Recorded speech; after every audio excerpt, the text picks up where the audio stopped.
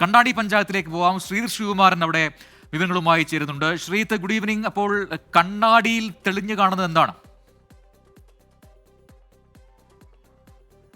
കണ്ണാടിയിൽ തെളിഞ്ഞു കാണുന്നത് മികച്ച പോളിംഗ് എന്ന് മാത്രമാണ് ഈ ഒരു ഘട്ടത്തിൽ പറയാനുള്ളത്. കണ്ണാടി പഞ്ചായത്തിലെ വിവിധ മേഖലകളിൽ ഇപ്പോൾ നമ്മളുള്ളത് 168 നമ്പർ ബൂത്തിലാണുള്ളത്.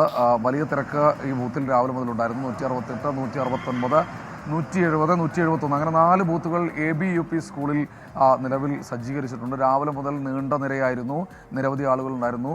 പക്ഷേ ഈ ബൂത്തിൽ കാര്യമായ രീതിയിലുള്ള തിരക്ക് ആദ്യഘട്ടം മുതലേ ഉണ്ടായിരുന്നില്ല. ആളുകൾ ഏതാണ്ട് ഒരു മന്ദഗതി എന്നൊക്കെ പറയാം. വളരെ ചുരുങ്ങിയ വോട്ടുകൾ മാത്രമേ ഉള്ളൂ. ഏതാണ്ട് 1100ഓളം വോട്ടുകൾ മാത്രമുള്ള ഒരു ബൂത്താണ്. ഏതാണ്ട് 50%-ലധികം വോട്ട് ഇതിനകം തന്നെ പിന്നിട്ട് കഴിഞ്ഞു.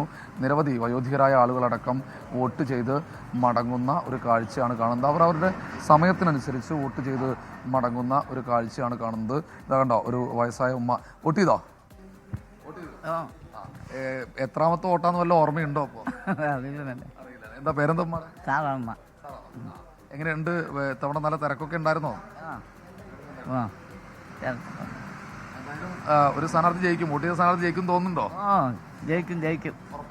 വോട്ട് ചെയ്ത സ്ഥാനാർത്ഥി തീർച്ചയായും വോട്ട് ചെയ്ത സ്ഥാനാർത്ഥി ജയിക്കുമെന്നാണ് ആ അമ്മ പറയുന്നത്. എങ്ങനെയുണ്ട് നിങ്ങളുടെയൊക്കെ ഒരു പ്രവർത്തനം ഈ മേഖലയിൽ? നിങ്ങൾക്ക് ഇവിടുത്തെ പാർട്ടി പ്രവർത്തനമാണെന്ന് കണ്ടിട്ട് മനസ്സിലാകുന്നു. എങ്ങനെയുണ്ട്? വലിയ തോതിലുള്ള ആളുകളെ എത്തിക്കാൻ കഴിഞ്ഞോ? നിങ്ങളുടെയൊക്കെ വോട്ടുകൾ ഏതാണ്ട് പൊളിയിച്ചോ? പൊളിയിപ്പിച്ചുകൊണ്ടിരിക്കുന്നു. ഇനി കുറച്ച് പേരും കൂടിയുണ്ട്, കുറച്ച് സ്ഥലങ്ങളിൽ നിന്ന് വരാനുണ്ട്. കുഴപ്പമില്ല. കണ്ണാടി പഞ്ചായത്ത് അതിന്റെ രാഷ്ട്രീയ നിറം കാണിക്കുമെന്നാണോ പറയുന്നത്? കാണിക്കും, എന്തായാലും കാണിക്കും. CPMന്റെ പ്രവർത്തകരാണ്. കണ്ണാടി പഞ്ചായത്ത് അവർ രാഷ്ട്രീയ നിറം കാണിക്കുമെന്നാണ് പറയുന്നത്. കണ്ണാടി പഞ്ചായത്തിന് രാഷ്ട്രീയ നിറമുണ്ട്, അത് ഇടതുപക്ഷത്തിനോടൊപ്പമാണ്. ഷാഫി പറമ്പിൽ മത്സരിക്കുന്ന സമയത്ത് സാധാരണ ഷാഫി പറമ്പിനോടും സ്നേഹം കാണിക്കാറുണ്ട്.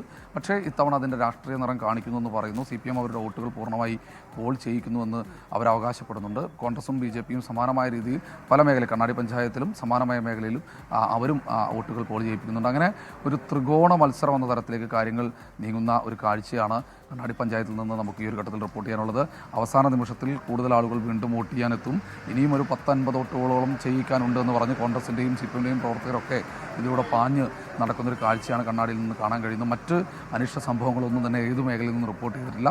കണ്ണാടി അതിൻ്റെ രാഷ്ട്രീയ നിറം നോക്കി തന്നെ വിധി എഴുതുന്നു എന്ന് നമുക്ക് ഈ ഒരു ഘട്ടത്തിൽ പറയാം. അത് ആർക്ക് അനുകൂലമാകും, ആർക്ക് പ്രതികൂലമാകും എന്നത് കണ്ടറിയണം. അത് 23-ന് പെട്ടി തുറന്നാലേ മനസ്സിലാകുകയുള്ളൂ. പ്രജിത്ത്, ശരി, അതാണ് കണ്ണാടി പഞ്ചായത്തിൽ നിന്നുള്ള വിവരം. എന്തായാലും ഇനി കേവലം 3 മണിക്കൂർ തികച്ചില്ല. ഇനി 2 മണിക്കൂർ മാത്രമാണ് ഔദ്യോഗികമായ സമയം ഉള്ളത് പോളിംഗ് അവസാനിക്കാൻ. അത് കഴിഞ്ഞാൽ ഏറ്റവും ഒടുവിൽ വരി നിൽക്കുന്ന ആൾക്കാർക്ക് സ്ലിപ്പ് നൽകിയ ശേഷം മാത്രമായിരിക്കും പോളിംഗ് തുടരുക. അങ്ങനെയൊക്കെ ഏതൊക്കെ പഞ്ചായത്തുകൾ, ഏതൊക്കെ ബൂത്തുകളിൽ ഉണ്ടാകും എന്നൊക്കെ നമുക്ക് കാത്തിരുന്ന് കാണാം.